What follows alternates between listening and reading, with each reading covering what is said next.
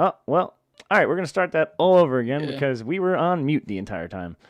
What's going on, guys, ladies, gentlemen, boys and girls? Welcome to the TKR Live, Power Hour Live.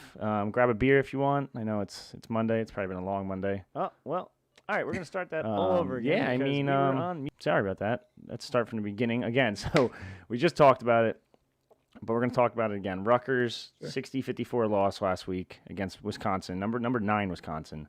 If you want to just drop your thoughts again real quick. Yeah, sure. So now obviously, leading up to the game, they had lots of rests. It looked like they were more fresher on defense. They rebounded well. They had 50 rebounds. I think it was the most they've had in a Big Ten game, I want to say. They play really good defense. They held Michigan State down. Michigan State, I don't know why I said Michigan State. No, you're good. Wisconsin to like 35. 35% shooting and 24% from three. They're obviously an efficient team, and they really did a good job on the defensive end. And it's just the offense. You got to figure something out. They're still missing free throws. They're missing layups again, missing outside shots. I feel like they took way too many outside shots. 19 threes, 11%, and so it's obviously not going to get it done. But it's good thing to see them, get back to what they're doing, under Pica, which is rebounding and playing good D. Yeah, like you said, 50-35 on the glass. It's a huge difference. I know I've said this multiple times already. The fact that Miles Johnson has a backup now at center with Cliff back, you could just tell. I think you could tell. Well, there's a little extra pep in his step, if you want to say that. He only played 25 minutes. I think Cliff played 15. That's all you really need out of Cliff, though. Miles looked good. I think he had one of the lowest plus minuses at +4. I'm looking at. There's only one player with a positive plus minus, which was Mulcahy, which I was a little intrigued by considering he was awful on the offensive end. But the shooting, what the hell happened here? Jacob Young's the only one that I think shot. Jacob Young and Miles are the only two that shot over 50%. No, I'm looking real quick. Yeah, they're the only two. Yeah. Jeez. Oh my God. Yeah. Just refresh. I'm trying to remember everything now. It's been a couple days since the game, and yikes. Like you said, 2 of 19 from 3. 10% from 3 is just god awful. I know the old sayings like, I know if you're missing, keep shooting. Eventually you'll find your touch, but I don't know. When you're in that big of a slump, like that cannot happen. Yeah, absolutely. And then I'm looking at they didn't give up a field goal in the last 4 minutes of play. Something like that. Yeah. How 4 minutes? Yeah. And I think there was a streak where the streak was like at 6 or something, right? If I recall. Yep. 6 minutes in the second half, and you still can't win that game. You got to hit this. And then the layups. What was it? 15 of 28, which is like 52, 53% from the layup line, or for not layup line, just from on layup attempts. Like something's got to change here. 20% turnovers on the day. They did look like the old Pikel team that's playing defense, and they're going to hold you to under 70, as he likes to say, or under the speed limit, right? I think he likes to say. Speed limit, yeah. He always says speed limit is 55, something like that, yeah. Yeah. So I got to talk about it. Ron Harper, man, 2 of 13. What is going on? Any thoughts on that? I don't know. I mean, it's tough to say if his ankle injury is still, bothering him some. But yeah, the last couple of games he's been off, obviously, since he came back. I mean, I don't know. I mean, I know you've talked about Baker being off too. I think the whole team is off. Jacob Young talked about that the other day. He was asked about he was asked about Ron and like him struggling, and he was like he attributed it to being just a team thing.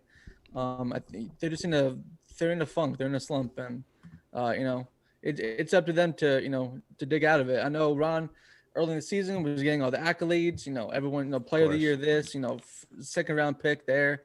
But the team has to find a way to get back, in the win column. Yeah, I know. It's definitely it's concerning just to see the 2 of 13, man. Like that's what is that 3 games in a row, 4 games in a row now. He's just had his struggles, and we kind of said it. Like it was live and die by Ron. Like that was the entire offense for the first. I don't know how many games, 10 games, not even. Yeah, 5 games, maybe something like that. Yeah, definitely very ugly. Got to get him going somehow. I think once he catches fire again, he'll back to the old Ron, and everyone's gonna be like, "Oh, yep, there's that kid that was on the John Wooden list, and still, I think he still is on the list, right?"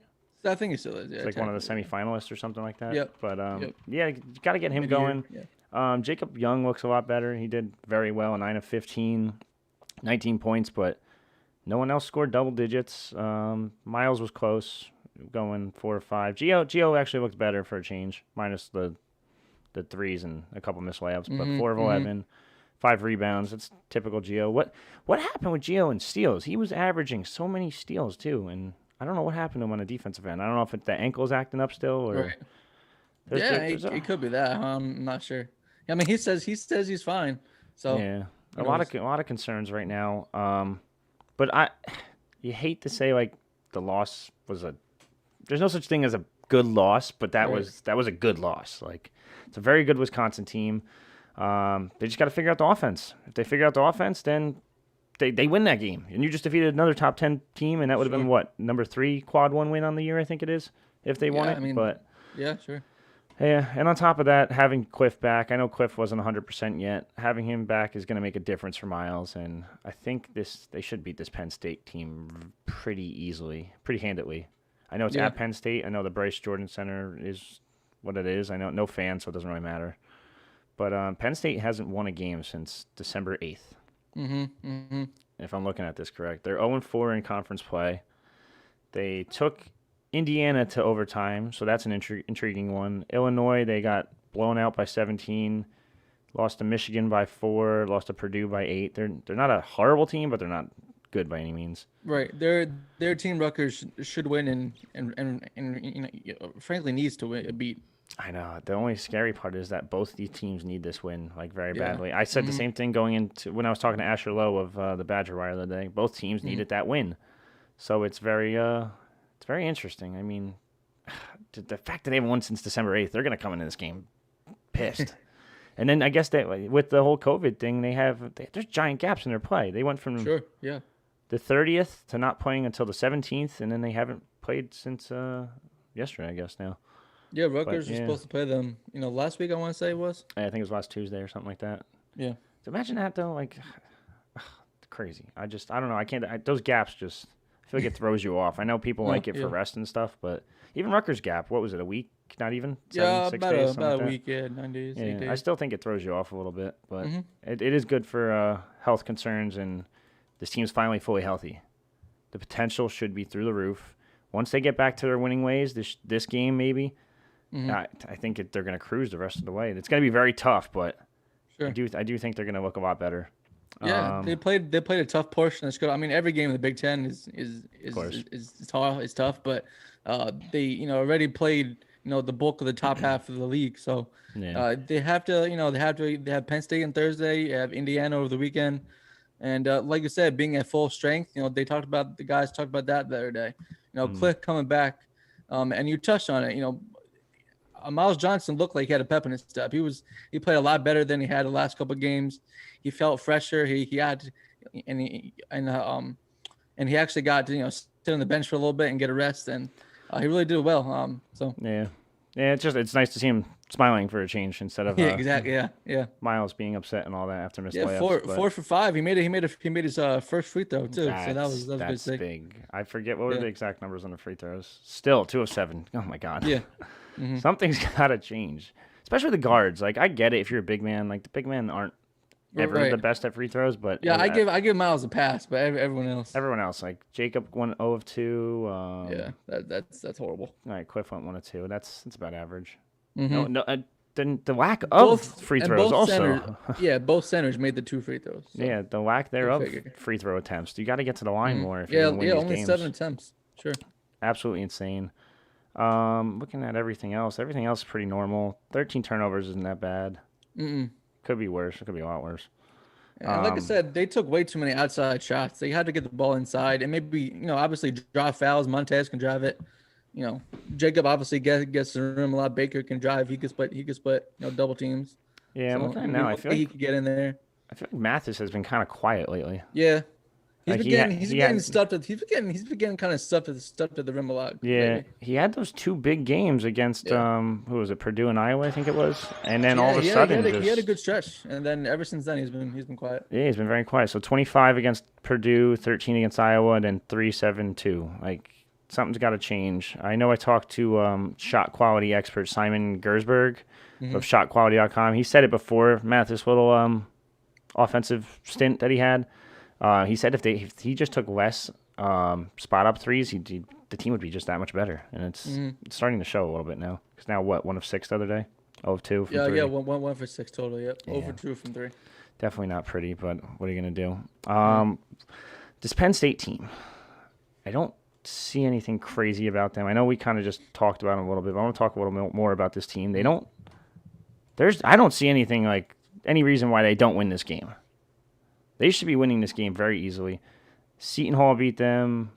They barely beat VCU. VCU is always up and down. Virginia Tech beat them by 20. I already talked about the Big Ten games, and then the fact that they haven't played much. So, I mean, I guess you don't really have that much film compared to other teams, but at the same time, Jones is pretty good. They don't have Stevens anymore. He went to the NBA. Yeah. I forget exactly what team he's on, but I literally just saw him the other day. I want to say it was the Cavs or something, but maybe I'm wrong. Yeah. They do have former Rutgers target, the JUCO guard, Sam Sessoms. Was it JUCO or was it transfer? I forget. But transfer, I think. I think he was transfer. Yeah. He actually looks from Binghamton. Yeah, he's averaging 12 points. Doesn't look bad. 43% from 3, 46 from the field. He actually is doing really well. Overall, there's just nothing crazy impressive about this team. Like I said, Myron Jones is going to be do pretty well for them. He's only shooting 39% though, so if they can kind of get one of the guards, like I don't know, maybe Montez, maybe Jacob guarding him and try to shut him down. I would say Jacob. Yeah, no doubt. Yeah. What's going on, Joe? Bobby, what's up, guys? You guys have any questions, just submit them in the chat below. If you guys, for anyone that's watching, if you're not a member of the Night Report already, I'm going to throw out the little plug right here. Promo code TKR30. You can sign up now, get 30 days free. We're joined by Chris Nalwasky, Night Report beat writer. Jeez, mouthful. We're talking some Rutgers hoops. Let's go to the questions we got on the board so far. Let's go with number 1. Crowds for outdoor spring sports. And how about football for the fall? We don't have an answer to that. Yeah, we can't answer that. I mean, we're not going to answer it, but like the best I could tell you is that I'm going to go with absolutely not for spring sports. I just can't see it happening. I can't see anything until whatever happens with the vaccine and all that stuff. There's not going to be crowds at all. I don't even know if it's going to be there by fall. I think that's going to be pushing it too. Yeah, who knows?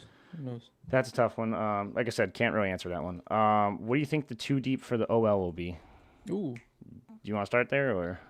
Yeah, I know you. I don't know if I want to, reveal the info that you posted today, but Rutgers is getting a good offensive lineman back. Put that out there. Yeah. Okay. So Nick Freeman should return to the team next season at center. He'll be obviously a welcome addition to come back. Big. He'll be a 6-year guy, so that's huge for the O-line. Left tackle is going to be Raekwon. Left guard probably going to be probably Felter now. Yeah. Right guard, I know you like Sutton, and right tackle possibly Brendan Bordner. So there's your likely starters currently as of right now. Backups, backups not really 100% sure right now. But guys like Cedric Palant who played last year, he'll be in there. A couple guys played last year that might be able to come in and I'm thinking right now, I'm indifferent. I know Bordner looked really well at right tackle the past couple games. Could David Nwagu kind of take his spot? Oh, true. I think it's very possible. The kid's really athletic. I think it said something about, this is from the Temple website, so quote them on this. If I'm wrong, I'm wrong. But this is what they said. Said he gained 65 pounds from his freshman year to his redshirt freshman year. That's a heck of a weight gain. So, I mean, I know he was definitely skinny when he was there, but, like, definitely a very impressive muscle gain, weight gain. And I think he's a solid player. I think he could be like probably 2-year starter. What's he have, 3 left right now? I think he could be a 2-year starter for them at right tackle. I mean, they took him for a reason. I know Coach Panagos, I'm pretty sure, recruited him to Temple, so obviously has some faith in him. I think he's an intriguing one at right tackle. And then the thing is, what do you do with Reggie Sutton? Obviously, they want an interior guard. That's what they were trying to get in Carter Shaw from Utah State, who all signs the night before his commitment were pointing towards Rutgers, and then all of a sudden Minnesota kind of just up their interest, and it makes sense though. Utah State's former OC is at Minnesota. Mm-hmm. To move from Utah to Minnesota is such a difference. I mean, Utah to Minnesota compared to Utah, New Jersey, I feel like New Jersey's It's not just, as big of a jump. it's like a culture jump, like culture shock Right. kind of thing. Even like I feel like some of these Midwest kids, like me and Ryan Keeler talked about it, going from Illinois to New Jersey's just different. You know how it is. Like we live here. It's just I don't know. I don't know how to explain it. We're just different. Like you have to be here to know. Yeah. I guess you could say it. we're just different. We're not the same. Yeah. You and I, not the same. But anyway, also, I think Sutton's going to be an intriguing one at right guard. I don't know if he holds on to it or not. I think Pollion's probably the main guard backup. You sprinkle in Lonsdorf if he comes back. We don't know yet. Yeah. Sprinkle in Vretman. Yeah. I was when Crimmon told me, or when when the person told me that Crimmon was coming back, it kind of made me think like I before that I thought maybe put Felter at center and go from there. But yeah, you could have Felter center. Yeah. I know they like these tall, lengthy linemen, so I don't know. I really don't know what you're gonna do. Like, do you keep Sutton at right guard? You could put David at right tackle. Maybe move Bordner back to guard. Yeah. And have them battle it out at right guard. He played left tackle too last year, so That too. I mean, if he could be a capable backup even if he doesn't start, he did well. I know Shiano likes him. Yeah, I think the only two like solidified spots right now would be Crimmon and O'Neal. I think the rest are still up for grabs. Yeah. I think as good as Felter did, he probably most likely will be the starter. But I still feel like he's going to have to push to keep secure that spot for the rest of the season. But we'll see what happens. It's that offensive line room is going to be much different, I think. Yeah, and you guys, and then again, younger guys like C.J. Hansen, Tunde Fatukasi. I forgot about Tunde and Holland Pierce. Holland Pierce, look, he's a big guy. He's 6'7", 6'8", whatever. Yeah. Oh my God.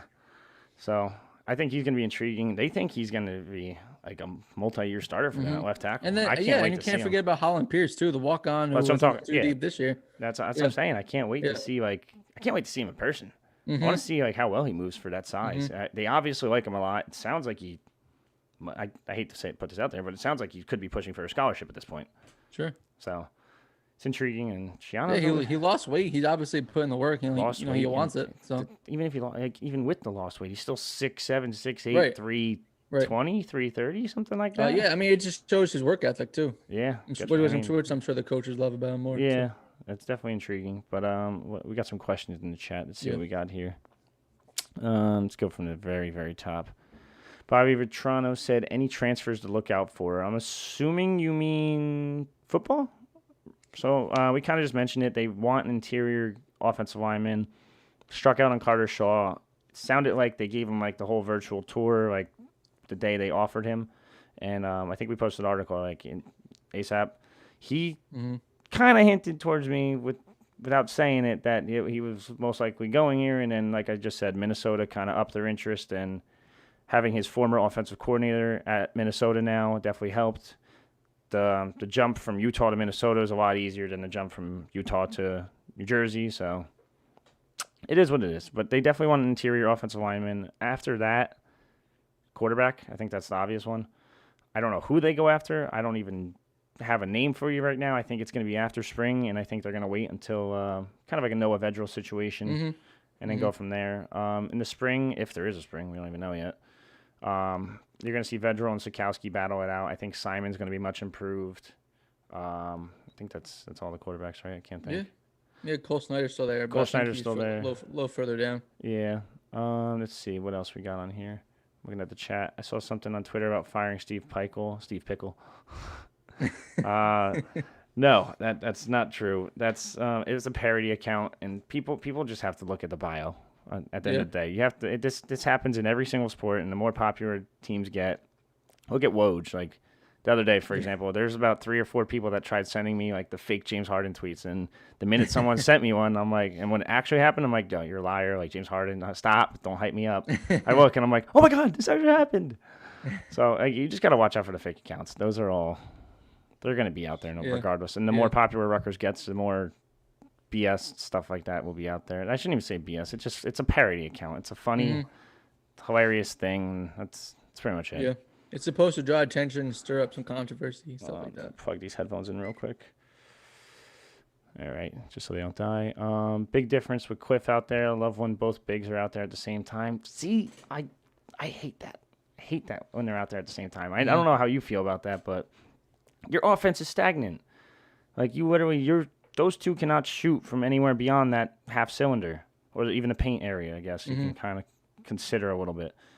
I don't like them, and I like them out there together. Like, if it works perfectly the way it is, have them just spell each other here and there, give them both breaks. But the minute you put them both on the court, they don't even have to, like, that's it. That's it for their offensive game. There's nothing else there. So I don't know. I don't know if you have any thoughts on that one. Yeah, I mean, I like it. I mean, I don't think you could do it the whole game because obviously, guys like Duke or Reber are going to have to come in for one of them. But I do like it. I know Pico was searching for rebounds from anywhere. Yeah. Obviously, Cliff gives you another big body in there to get rebounds. But like you said, the offense, would struggle from there. I know it worked a lot more early in the season when everybody was hot from deep and they're making like everything. But I think you do probably need to get some shooters in there. It also depends on the matchups, depending on who you play. Yeah, and I just think at that point when you play both of them, who comes in after them? You're down to Reber and do we know if it's Reber or Riber? I think it's Reber. Yeah, we'll go with Reber. Then you're down to Reber and Mamadou, who I don't think has played since for a while actually now. Looks like Reber actually kind of took his rotation spot for the time being. Let's see what we got here. Ooh, excuse me. I saw the team cooking food and not practicing free throws. I mean, did you see the video of Miles versus Mamadou in the cook-off?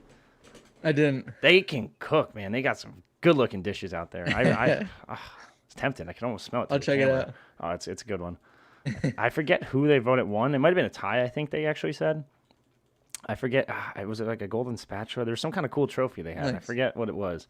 But their food looked, oof, I'm telling you, I wish I was there for that. What's up with the recruitment from the point guard from St. Peter's, said Bruce. I guess I'll just take this one. Mark Armstrong, St. Peter's point guard, very, very good player. I think he has 10, 12 offers, something like that. I'm going to pull it up real quick before I comment anymore. 2022 Rutgers offer, obviously. 16 offers, sorry. Some of the top schools in the country: Auburn, UConn, Illinois, Kansas, Louisville, Rutgers, Seton Hall, Stanford, St. John's, Villanova. Right now, the feeling is Villanova. That's what it looks like at the moment, but Rutgers is right there, and that's probably Rutgers, arguably their top target right now. He's that's a lot of good offers right there. Yeah, he's a heck of a player. He's very good. I hope these seasons actually play through, because I would love to go see him in person. Speaking of, Jalen Miller looked really good the other day. I don't know if you saw the little highlight clip in Damon's article. Yeah, I mean, he obviously made his free throws according to the stats. That's all that matters. That's all that matters. But he looked really good. I know we spoke with Marcus Helleton of DMV Elite. He's basically like the go-to analyst down there in the DMV area. He's knows everything about everything when it comes to basketball down there. He even said what do you call him? One of the best leaders I've come across. Rutgers Nation's going to love him. Oh no, that's actually a Pikel quote. Oops. He's wise beyond his years. One of the brightest leaders on the court I've came across. A lot of guys say great things about him. Yep, that's kind of it actually. But yeah. His shooting's improving. He's very unselfish. Does a lot of things well. Fans are going to love how hard he works. Early in the season, Damon pointed out he calls himself the walking triple-double. So, I mean, just put that in the stat sheet. And he's a very good player, man. Very good. I can't wait to see him. Yeah, going by the article, too, it kind of sounds like a Geo Baker, kind of. Yeah, I think I said that on the board. He kind of plays similar to Gio's style. He's not like a true point guard, but again, like these positions are so positionless now. There's no such thing as if you are a true point guard nowadays, I don't know if you're getting recruited as hard. But yeah, he's going to be intriguing, and I think he's like not talked about enough. I don't think I think everyone likes to talk about the star ratings, and they're always like, oh, Jaden Jones, top 100 kid, top 100, 4-star. Don't get me wrong, Jaden Jones, Yeah. absolutely phenomenal. But By the way, he should be practicing today, Monday, is or it earlier today. today? Yeah. We'll have to actually Pikel about it tomorrow when we Yeah, talk to yeah. him. But yeah, no, I mean, this kid's gonna be very good. Recruiting overall, I don't care what anyone said. It's been very good for Steve Pikel and Rutgers. He's getting guys he wants. He's not going out after these 4 or 5 stars consistently. He goes for guys he wants and guys he thinks he could develop and take to the next Mm-hmm. level. So Mm-hmm. let's see what other kind of questions we got on here. Are we close to any verbals in basketball? No. If I had to say anyone's close to making a verbal commitment, I wouldn't say it's to Rutgers or not to Rutgers, but it would be Mark Armstrong. Still think we have some time on that based off the things the guys I talked to. So we'll see what happens there. Bobby Vetrano says we need a quarterback. Do you want to start with that or? I mean, I know, like you said, Rutgers is probably going to search for one and probably bring one in sometime in the spring. Before training camp and stuff like that. But Vedral played well last year. I thought he really ignited the offense a little bit. He did have some turnover, prone games, but for the most part, obviously Rutgers was a lot better on offense than they have been since they joined the Big Ten. That's saying something. Obviously, give a ton of credit to everyone who's improved on the outside and Gleason for the play calls and everything. But I know Vedral does have his limitations. He doesn't have the strongest arm, Of course. and then we know what Art can do. He has the look of big time quarterback. It's all he has to read defenses and not stare down receivers and basically not see any defenders in the way. But I think they will bring in a quarterback. It'll be interesting to see who. They obviously wanted Jack Cohn from Wisconsin, but he went to Notre Dame, so we don't know who they're going to bring in yet. Yeah, we don't have any really names on the radar at all. Yeah. Just looking now, the transfer portal is not really stacked by any means. I know it looks like it might be because a new name enters every day, but you're also seeing a name or two leave every day also. Or even withdraw. Like we saw a bunch of kids withdraw recently, including Rutgers target Buffalo running back Kevin Marks, I think's his name. Yeah, Marks. Withdrawed his name, and he's going right back to Buffalo. So, I mean, it's going to be a post-spring type of thing. We're going to wait and see. I shouldn't say we. Rutgers is going to wait and see and go from there. I know, like you just said, Vedral had a very good year compared to Rutgers QBs of the past couple seasons. Yep. He put up more yardage than most have in the past couple seasons. So if you do have to go into the season with him, it wouldn't be the worst thing in the world. But I know they are putting every effort forward to try and get a transfer. And if you do get a transfer quarterback, he's not coming here to sit. So don't anyone say that. He's not coming here to sit. He's coming here to play. I said this last stream. There's only one person in the world I've ever seen recruit a quarterback as a transfer, a grad transfer nonetheless, to sit the bench. And that is Chris Ash. And it doesn't make sense. But anyway, don't get me started on Chris Ash. Good luck in Jacksonville, Chris. I hope you have fun in the sun. Shout out to my guy Kyle Flood. Kyle Flood. And maybe he'll finally have a good quarterback. Shout out to Kyle Flood at Texas, though. Yeah, I love it. Offensive coordinator. Let's see what was going on at the bubble today. I saw the football team coming out. I have no idea. I'm sorry. I don't stalk the team as much as I should.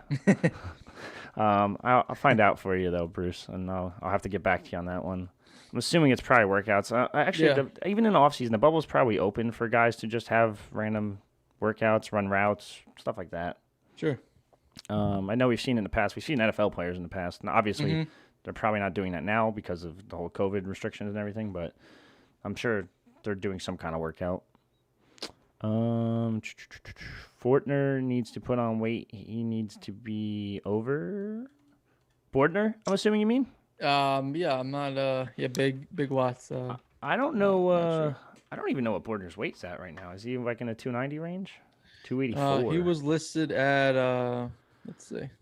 He's listed at 284 right on the Okay, yeah. So he probably has to add some more weight. But you have to also think this guy was playing what, defensive end a year ago? Yeah, he was playing D-line. 2 years ago.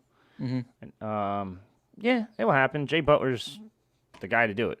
He's Sure. going to put some crazy muscle on him this offseason, I'm sure. He goes into 2020 as a in the last year, senior. Okay, it's a little bit. He's older than I thought. Wow. All right. Yeah. I mean, he'll put on weight. I'm sure he will. He'll probably get up to like the 295, 300 range almost. Yeah, I would maybe. say so. At least probably 10. 10 is probably a good number. I like to say like 10 to 15 pounds for linemen, especially in like I said, Jay Butler's the best of the best, and he'll get him there. Not really concerned. What else we got on this? Guys, if you have any questions at all, please just submit them to the chat. I think it's this way somewhere. I don't know. It's on one of these sides. Just click the chat, throw some questions out for us, and we'll try our best to answer them. Why not move Pierce to guard? Because Pierce, you cannot. I don't know if you could even pull him at guard.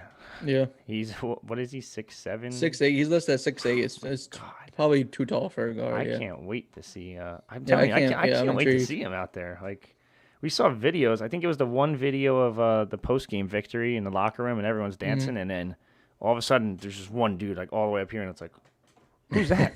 Who is that? Yeah.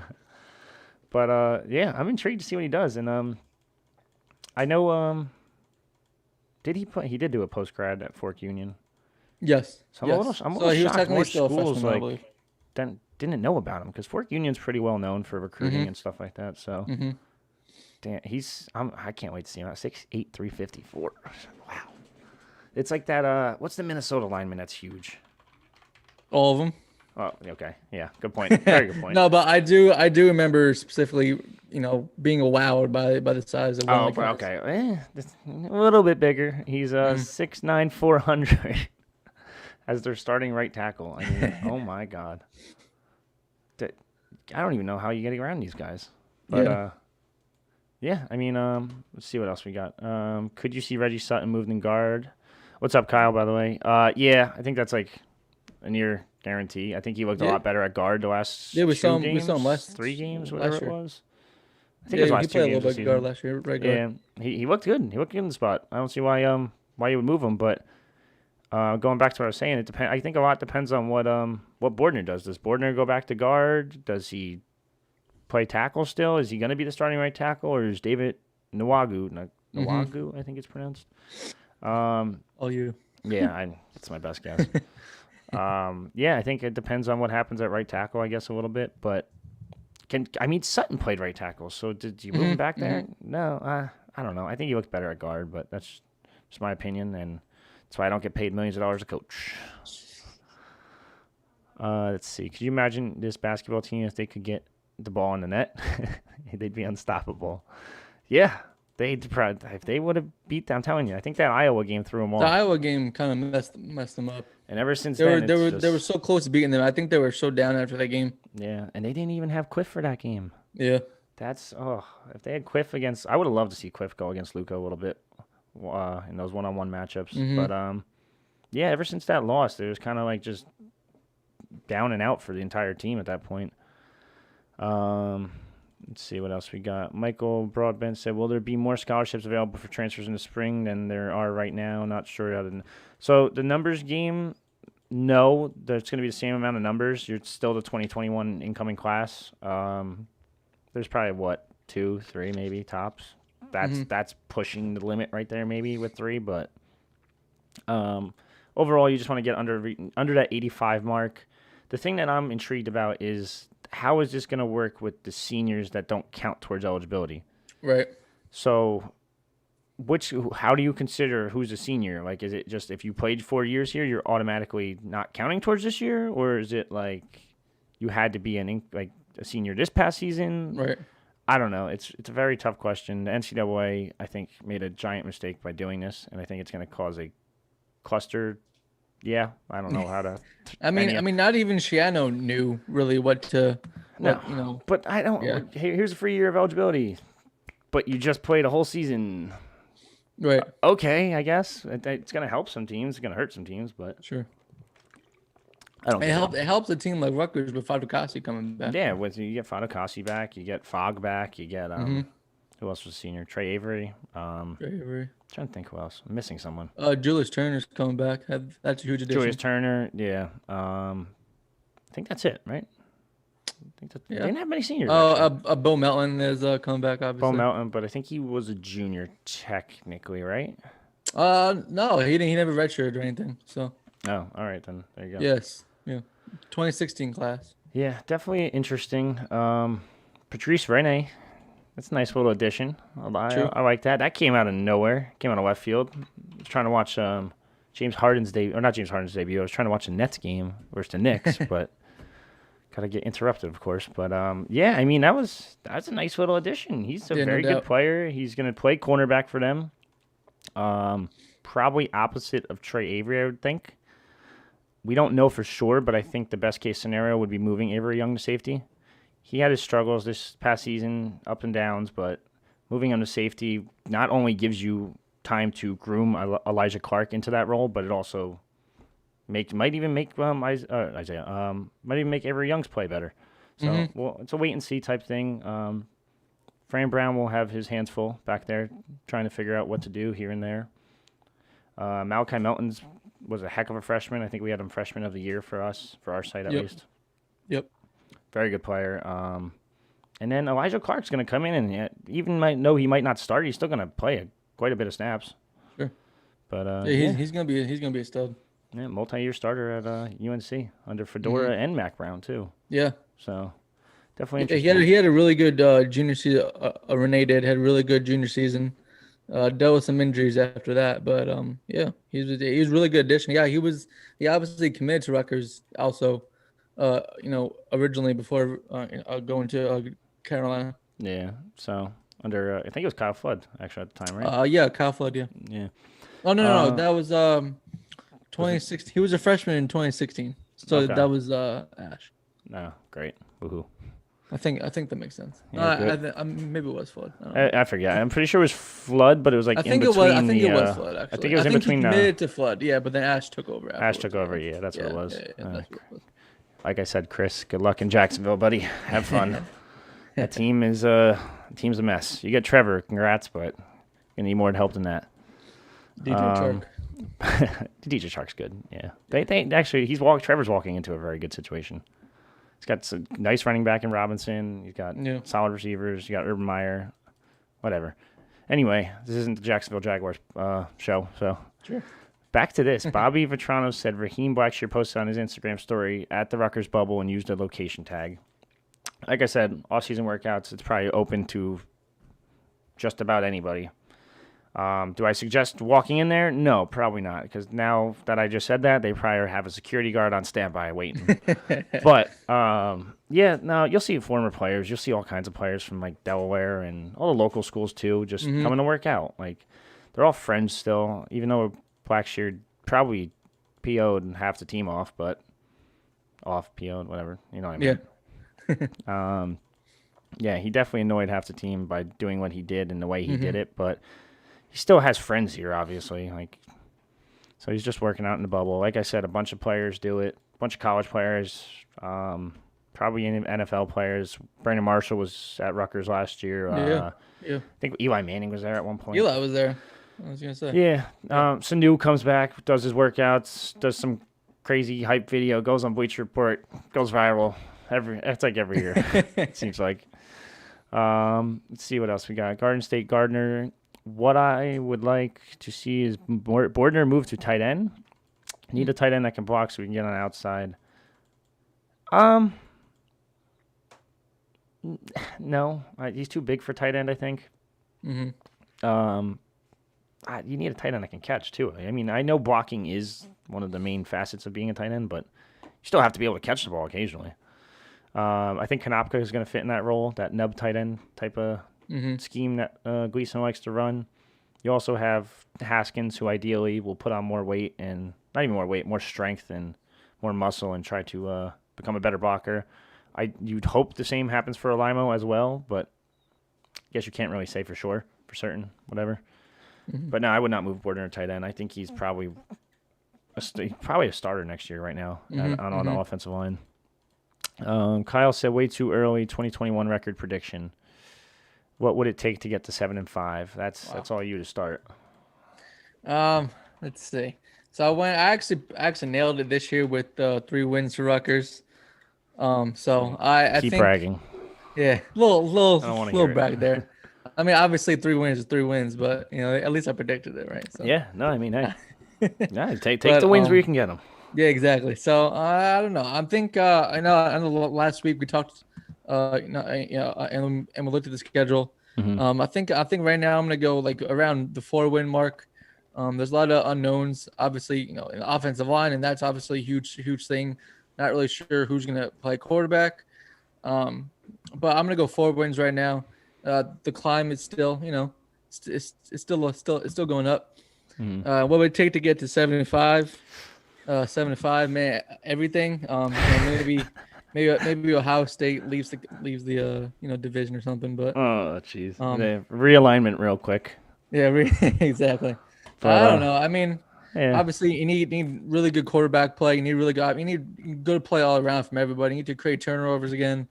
Obviously the D line needs to step up and stop the run. It's obviously something they still haven't been able to do. But the guys coming back, it's obviously a huge asset. Huge factor in maybe having a better season next year. Obviously the coaches, are all coming back. Shano's gonna have the guys ready to go no matter what. He did well in his first year, obviously with no practice really. So I mean, who knows? Sky's the limit, going forward. Yeah, I think that's the most impressive thing ever too. Is that no spring? The guys were out for how long with the COVID situation in the summer? Yeah, the whole summer, the end of the summer. Yeah. And then season's canceled. Everyone goes pretty much. I don't know if they went home or not, 100%, but I'm pretty sure most of them did. And he came back, and it's like, oh, season's back on. Get to work. You have a month. You literally have a month to go out there and get ready and get in game shape. And yeah, that's not talked about enough. It's very understated, but. Looking at the schedule, Temple's. I think I said this last week. Temple's. Yeah, awful. I think it was last week. I think Temple's really improved. Temple's. I mean, yeah, they're probably the best out of conference games next year. Yeah. Between Temple, Syracuse, and Delaware, you should beat Delaware with ease. There's no question about that. You have a bigger team than them. There's no reason not to. Syracuse had 1 win this year. I don't know what's going on over there. Temple's going to be a good game. I really think it's going to be a good game, but I think in the end, Rutgers still should win pretty easily. They do have a nice quarterback in Dwan Mathis from Georgia. He's going to be a threat. However, I was told that their defensive line is pretty bad, and they lost their best player to Rutgers in that defensive line, or one of their best defensive linemen to Rutgers. I-95. Yes, Afani Maije, I-90, a.k.a. I-95. So, guys, get that out there on Twitter. That's his new nickname. We're giving it to him. That's it. Yep. It makes too much sense. After that, after those 3 games, this Michigan team looked awful last year. I don't know if they're going to get any better. They did get rid of Don Brown and replaced him with someone today? I forget who they replaced him with, but I don't know much about him. I didn't do enough research yet. But yeah, Harbaugh got an extension. So far. He's there. Yeah, as long as Harbaugh's there. I don't know. They're such a weird team. Because it's still Michigan, they still recruit well, but yeah. Someone brought it up to me the other day. If Ohio State wasn't in this conference, who would step up as that alpha dog? I don't know. I don't know. Someone made the argument for Michigan. I don't see it. I think one of the Western teams might actually step up. At that point. Probably Wisconsin, to be honest. Yeah. Next on the schedule, you have an off week. Then you welcome Maryland to this SHI Stadium. Should beat them.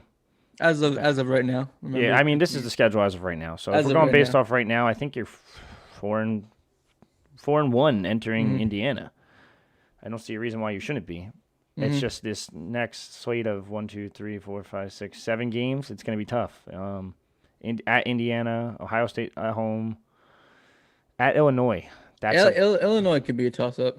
I think you could win that one. I don't know Bulimia, but it's basically Chris Ash's staff with Bulimia as head coach. Does that work? Maybe. It's crazy what happens. When you hire Midwestern coaches at a Midwestern school, you put them in a New Jersey school, and all hell breaks loose. What a concept! Right? I know, right? Genius. No New Jersey guys. Whatever. God, it's like the anti-Chris Ash show today. Sorry, Chris. I'm not sorry. Sort of. I'm not sorry. Sort of. You said sort of. At Illinois, I think you could be, 5th win Illinois, and then Wisconsin, Northwestern, Michigan State, and Penn State. That's a tough slate in the end. I think five wins. I'm gonna go 5 wins, and Mm. I'm very confident there. I think as long as you're competitive against teams, that's all that matters, really. Yeah, that's what Shiano wanted this year. As long as they wanted to be in the game in the fourth quarter. I know they kept saying that a lot. I think they will be, and then if you're in the game in the fourth quarter, then you have a chance to win. I mean, 5 wins, but like the potential is there for that 6, Mm-hmm. 7, even 7 at that point. It's just I kind of picked out my 5 games that I like, but Michigan State's very beatable, as we Mm-hmm. saw already I mean, this year. I know Northwestern had a good season this year. Who knows how they're going to be, I guess it next year. depends what Peyton Ramsey does, pretty much. Sure, sure. Uh, and then Penn State, it's always going to be a dogfight at the end of the season between those two schools. So I mean, it's They Indiana. have to get better than the line of scrimmage. Wisconsin's Probably gonna beat them pretty good. yeah, Wisconsin's going to be tough. Ohio State, 2 games before that's going to be very tough. Mm-hmm. I don't care if they don't have Justin Fields. It might be the Kyle McCord show at this point. Yeah. I think And Chris Olave came back, and of course they have 4-star, five-star guys stepping in. Yeah. Yeah, I think five wins is very doable. After that, I think it's possible to get to 6 and get that bowl game, but who knows? That's a tough one. And again, we don't know if the schedule is going to stay the same or if it's going to change, and I don't know. Mm-hmm. There's a lot of question marks. Or if there's fans too. You don't know. Fans would be a factor for certain teams. Sure. Let's see what else we got on here. Kyle said, which corner is moving to safety? Avery Young? Yeah, I kind of just went over that. That'd be my best guess. I think he goes to safety. He had his up and downs this year in 2020. I don't see Trey Avery moving. I don't see Patrice Rene is playing cornerback. He's made that kind of clear. Yeah, I mean, that's really it for that one. If you guys have any questions at all, just submit them in the chat to my left, right, whatever it is, however you're looking at the screen. Yeah, it's on the right side of your screen. If you face There we go. Perfect. Wait, this way? That way. Yeah, I'm just looking now. Not any other questions. We could talk a little more Rutgers Hoops, or you want to get close to ending it? Yeah, I mean, that's pretty much it, really. I mean, nothing else. I think like I said, I think they turn it around. I think they will be fine. Don't play till Thursday night. Is that on Big Ten Network? BTN Thursday and Saturday. And Sunday. Saturday? I forgot they play Saturday, Sunday, but yeah, BTN both days. Yeah, I mean, they should beat Penn State. I don't see a reason why they shouldn't. Seton Hall beat them. They do. It's tough because their points per game is at 77 right now for Penn State, but they also missed 1, 2, 3, 4 Big Ten games already. That probably would have dropped that number quite a bit against Ohio State, Michigan, Rutgers, Wisconsin. So yes, that number 100% would have dropped actually. Most of their scoring came against VMI, who's Seton Hall. They scored 92 on, but Seton Hall's Yeah, I said it. Seton Hall fans. Yeah, I mean, obviously, they're on a losing streak. They have a couple games coming up that are winnable, and a couple weeks ago, I wrote about them being potentially a number 2 seed in the NCAA tournament. You jinxed them. I think I really did. You might have. Because ever since then they haven't won. So you wrote that, and then you wrote Ron Harper is gonna be a. What would you? I think. I said like NBA radar or something. Yeah, stuff like and then that, all of a sudden something happened. So I gotta start writing. Maybe start writing some hate pieces. Yeah.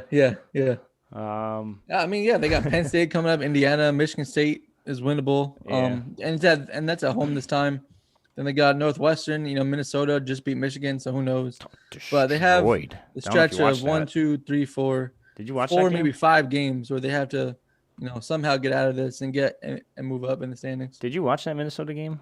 I didn't. I saw the score and I was shocked. Yeah, I didn't see destroyed them. It's phenomenal. But let's see, 2 more questions real quick, and then we're probably gonna wrap it up. Michael said, "Who was a guy you were most surprised Rutgers didn't go hard at after in the portal in the last month or so?" I think everyone knows my answer on that one. I don't know if you want to go first then. I know. Obviously, they go back to quarterback. I know they wanted Jack Cohn. I'm not sure if this is your answer too. But a guy like Derek Garantano from Jersey, his dad obviously played here. I know maybe he wasn't a fit in the locker room, but obviously he's a talented quarterback, and I think he would have made Rutgers better on the field. Yeah, same exact thing. Rutgers legacy recruit. I know he Yeah. didn't choose Rutgers the first time. People got to get over that. It doesn't matter if he didn't choose him the first time. It's just crazy how some people think like anti-Guarantano because he didn't choose Rutgers. But then Patrice Rene comes in, they're like, he didn't choose Rutgers either. He actually was committed at one point, unlike Guarantano, and still chose to go elsewhere. But Guarantano would have been a beautiful fit for Gleason's offense. I Yeah. really think he's going to kill it out there with Washington State. I don't think they had a good year. I actually think they struggled a little bit, but if I remember correctly, their new head coach since Leach left is actually pretty well known for developing quarterbacks, and I think he'll have a very good year there. Nick Rolovich, I don't know where he was from. But anyway, yeah, Jared Guarantano would have been a perfect fit. If he's really that big of a locker room issue, you got to find a way to make it work, and find a way to make him work in your locker room, just so it doesn't disrupt anything. But yeah, that's a tough one. It's gonna be the one that got away, I think. As far as other names, Tyreek Murphy's one. They should have. I feel like they should have pursued him more. I know he's still technically available. He hasn't went anywhere yet. But very good player, former four-star in New York. I saw him at a couple camps. Dude's ripped at running back. And he'd also give you a different type of running back that you don't really have. I mean, you have it in Jameer Wright Collins probably, but he's still learning the position. It's a former... Sure. He's still only a freshman. So. Yeah, true freshman, converted... Yeah. What was he? Converted linebacker / wide receiver. Linebacker, yeah. Yeah, so it's going to be tough. He might fit that role, but at the same time, I still think you take Tyreek and... If you have the scholarship, you take Tyreek. I don't see any reason why you shouldn't. I think top 250 kid at the end of the day. How do you think baseball will do this year? I like this team. I don't know if like you read into it yet, really, because it's still so early. I think they're like a middle to top. No, I shouldn't say top. Calm down, not top. Probably middle of the pack. I think middle of the pack Big Ten team. I think they're going to be very good. They got pitching. I know Hector's posted something the other day, and they're about their starting rotation. It's going to be Rakowski, Nate, the JUCO kid. I forget his last name. And hold on, I'll pop it up real quick. Yeah, Tevin Murray's back. Harry Rakowski on Friday night, of course, or Friday. No night games, obviously. Rutgers, get on that, please. Get lights. I would love to go watch a night game. Saturday, Nate Mcqueen, and then Tevin Murray on Sunday. Tevin Murray had people don't remember Tevin Murray's 2019 season. Phenomenal season. I think he had like one of the lowest ERAs in the Big Ten. Harry Rakowski, future, should I say MLB? He'll get drafted. He'll get drafted professional, again. Future professional. Yeah, he'll get drafted again. I don't know if he'll ever make it to the league, but he has the potential to make it to the league. So, And then Nate McQueen to JUCO, they're very high on this kid. He's going to be the only right-handed starter in the rotation, and I think this team's going to be good. I think this team's going to be very good, and I can't wait for it to start. And as long as Owens can fix the hitting problems that they've had in the past, they should have a very good year. I don't see why not. Yeah, Coach Owens has been really good, already.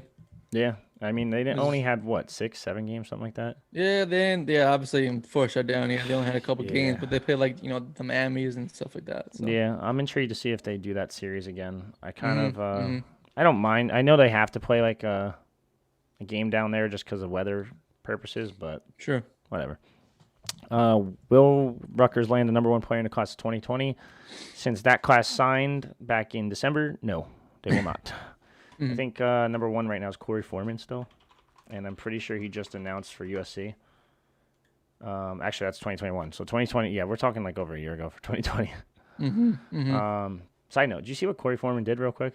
When I'm pretty sure he's the kid that committed to Clemson and got a tiger tattoo. And then decommitted from Clemson. Tiger tattoo. Why? Like, yeah. I guess you can get away with it, but come on. Yeah, maybe he likes tigers. Who knows? It's a tough one.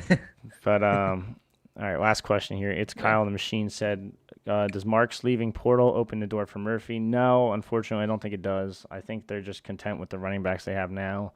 I know our recruiting writer / staff writer, I guess you can call him, Alex Gleitman, has a piece that's coming out tomorrow about what he's heard about the running back group so far, and it's pretty intriguing. If you don't know already, like Rutgers has a couple guys in the room currently that they are very, very confident in, and you can see that tomorrow morning, probably around 9 or 10, whenever we get it posted, whenever Yeah, whenever Alex gets it up. So, Mm-hmm. but yeah, definitely a piece I would suggest checking out.